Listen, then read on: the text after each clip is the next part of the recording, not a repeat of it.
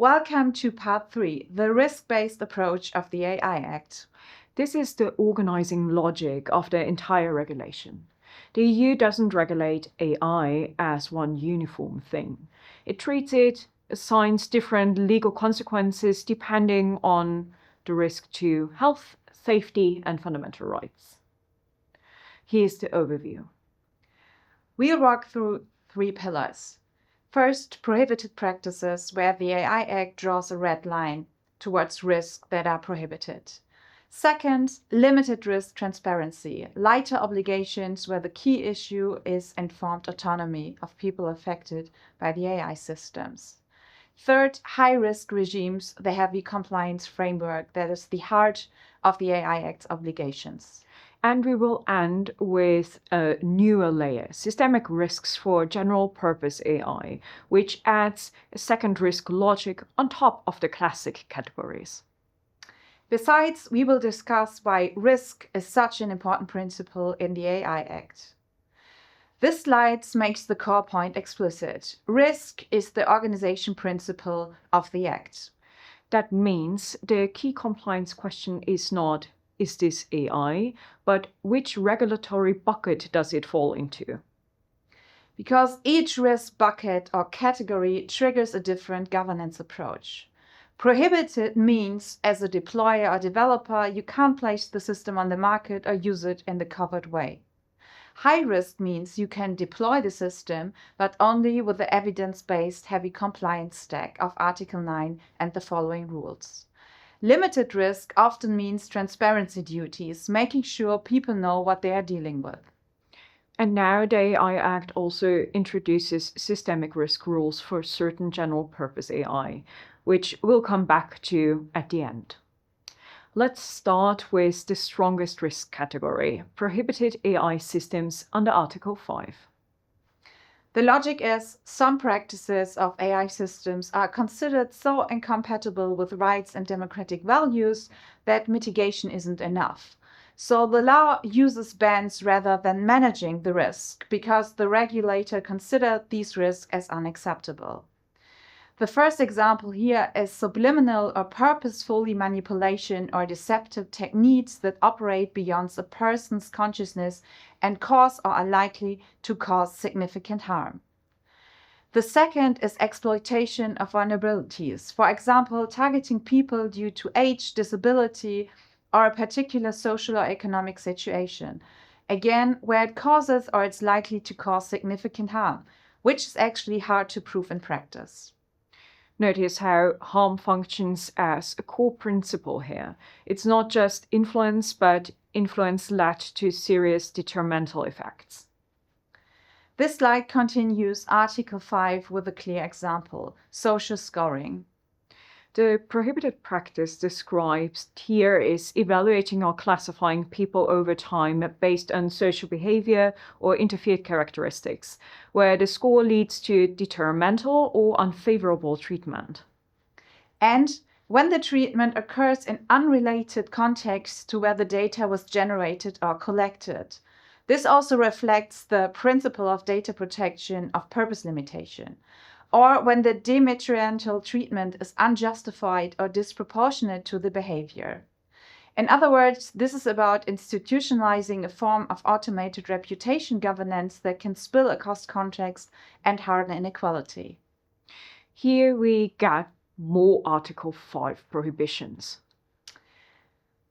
D prohibits certain criminal risk prediction uses, risk assessment of individuals to predict offending based on solely on profiling on personal traits. E prohibits creating or expanding facial recognition databases through untargeted scraping or face images from the internet or CCTV. This covers, for example, the Clearview case. F prohibits emotion interference in workplaces and education, except for medical or safety purposes. And G prohibits biometric categorization used to infer sensitive attributes like race, political opinion, trade union membership, religion, sex life, or sexual orientation. These are contexts where AI can enable highly intrusive classification, surveillance, or discrimination. So the AI Act treats them as fundamentally unacceptable and prohibits them. This leads us to another key prohibition: real-time remote biometric identification in publicly accessible spaces for law enforcement. This provision was highly discussed during the legislative process. The Act's default stance is prohibition, but it introduces timely framed exceptions where use must be strictly necessary for specific objects like targeted searches for certain victims or missing persons, as the slide indicates. This is a good example of the AI Act trying to balance security claims with rights protection while leaving enforcement and proportionality methods to future practice and to the member states.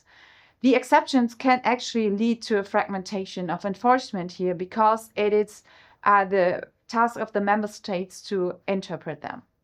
Next, a high-risk classification, Article 6. Which in Article 6, paragraph 1 connects to product safety law. So certain AI components in regulated products can become high risk through that pathway of Article 6, paragraph 1. Article 6, paragraph 2 is the big practical route. AI used in Article 6, paragraph 2 in conjunction with Annex 3 application contexts, including biometric, categorization, infrastructure, education and employment, essential services, law enforcement, migration or border control, management, justice, and democratic processes. And Article 6, paragraph 3 introduces an exception. If the system does not pose a significant risk to health, safety, or fundamental rights, for example, it does not materially influence decision outcomes. Is this a loophole? It has been criticized that this exception is based on a self-assessment of the deployers of an AI system. Once a system is high risk, providers face a defined set of obligations laid down in Article 9 following of the AI Act. The key articles are the following for such high-risk systems. Article 8 states the basic compliance with requirements and then core lifecycle duties. Article 9 states risk management obligations. Article 10 is an important provision about data and data governance. Article 11 requires technical documentation. Article 12, record keeping. Article 13, transparency and information to deployers. And the important Article 14 is a provision about human oversight and mechanisms against the automation bias. Article 15 addresses accuracy, robustness, and cybersecurity. In other words, the Act operationalizes trustworthy through auditability. You need evidence that governments exist, not just claims. And we will focus on them in another video. But it's not only providers.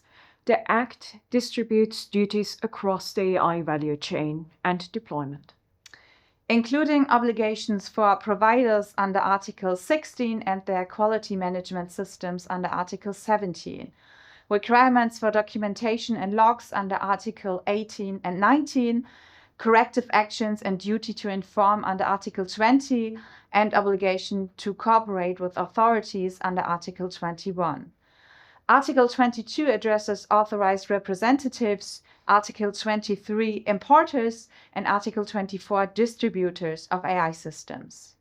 Responsibilities along the value chain are addressed under Article 25 and deployer obligations in Article 26. And very importantly, the fundamental rights impact assessment for high-risk systems. For example, credit scoring are systems that are used in necessary public services. Unfortunately, this provision was highly watered down in its scope of application during the legislative process. This is the compliance structure of high-risk obligations under the AI Act. It articulates that risks emerge across design, integration, procurement, and use. So duties must be shared. Finally, systemic risk for general-purpose AI models. framed as an addition to the risk-based approach, general purpose AI, linked here to Article 50, capturing transparency obligations for providers of such systems and systemic risk tests according to Article 51. We will have a closer look at this topic in another video. The key message is that the systemic risk of general-purpose AI systems are a different regulatory concept compared to the other risk classifications of the AI Act. Instead of classifying one specific use case as high risk, like Article 6 in conjunction with Annex 3, the Act looks at high-impact capabilities and systemic effects that can travel across many downstream deployments.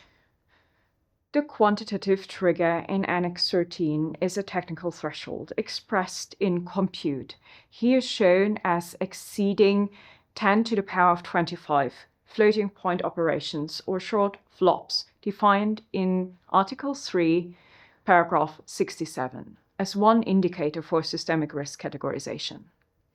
So the takeaway for this part is risk-based regulation in the AI Act now has two layers. First, high-risk obligation for specific systems and context, and the systemic risk regime for powerful general-purpose models whose impact depend on widespread integration. This is also a technical threshold and not a normative one like the context uses of Annex 3. Thank you for watching. In the next video, we will have a look at the obligations relevant for high-risk systems.